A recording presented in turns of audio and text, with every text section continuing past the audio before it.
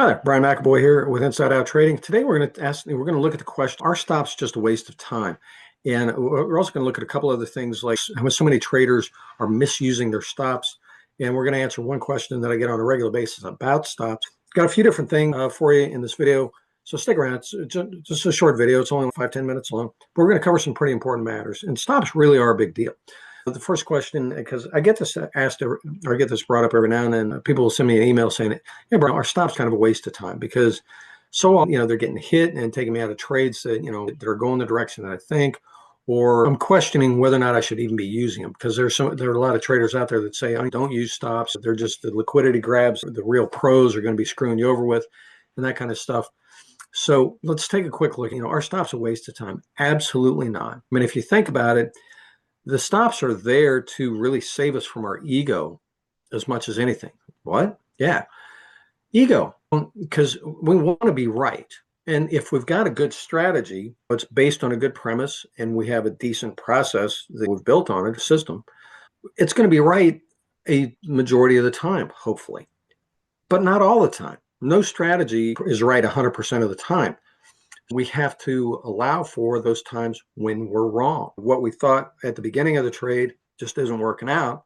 How do we protect ourselves when we're wrong? And we have to learn to be okay with getting stopped out if we've done a proper job of choosing stop placement. And that's part of the big deal. First of all, you want to be placing your stops in somewhat of a consistent manner, not always the same size. You can have your stop based on what the market's telling you, a certain market turn or certain Fibonacci distance away or whatever. You don't always have to use the same size stop. You can use a fixed size stop where it's just a set number of dollars or a certain percentage of your account. You can do it that way. But the main thing is we want to have some sort of a protective measure in there so that when we thought when we entered the trade, that presumption was wrong. Our stops are protecting us from being wrong. And the biggest thing is that's where it's a mechanism to cut our losers short. Now, what do you do if you're getting stopped out and the market's running in your direction? Maybe we need to take a look at how we're placing our stop. What's the reasoning behind it? The strategy behind our stops. If you think about it, once you're in a trade, you have to figure out how you're going to exit the trade. That's more important than the entry, actually, because when we're wrong, we want to cut our losers short. And when we're right, we want to be maximizing our profits. So we need to take a look at, are we using profit targets? Are we using a trailing stop or a combination of the two?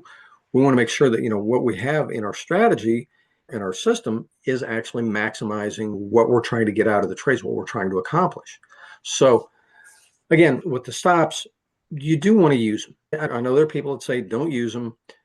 I absolutely disagree with that. They're there for our protection against our ego or against what we think. We don't want to be going into a trade and trading on hunches and intuition until you've developed yourself to a certain point. You can trade that way. You can, fly by the seat of your pants, but only when you've reached a certain level of skill and had a significant period of success. Until that time, you want to have things in place that address when things don't work out, or just plain, you want to have a good process so that, if you've got a winning strategy, it does win. You want to be able to repeat on it. That's the whole thing, because you're not in this for one or two trades and you're done. You're in this because you want to be placing lots of trades that win. And if you have a good strategy, you want to repeat that over and over and over and over again. And the stops are a critical part of that. Like I said, they're there to protect us from our ego, from what we think, from our hunches, and all that kind of stuff. And we don't want to mess with them. You got to learn to be okay with it. It's like, okay, now, seriously, you need to be okay with it.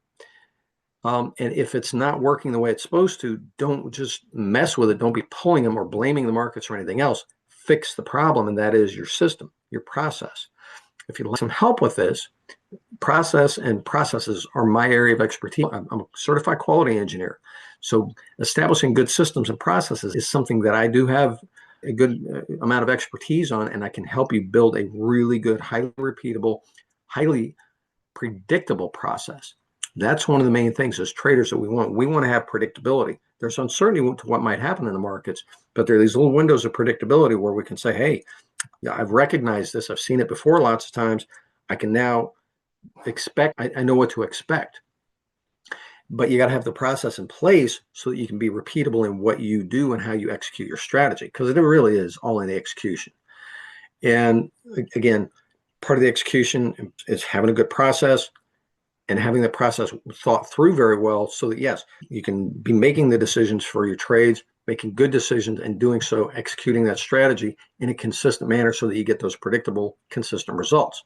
Anyway, again, if you'd like some help with this, swing by InsideOutTrading.com. You can find out more about it. And consistency, that's the one thing I thump on all the time, because if you don't have consistency, nothing else really matters. You can have an average strategy, and if you can execute it consistently, that average strategy will outperform and make more money than a great strategy executed inconsistently. You've probably experienced this yourself. So again, this all comes from a quality background. If you'd like my help getting your trading working right, where it's less frustrating, it's making money stops being so difficult, it becomes easy.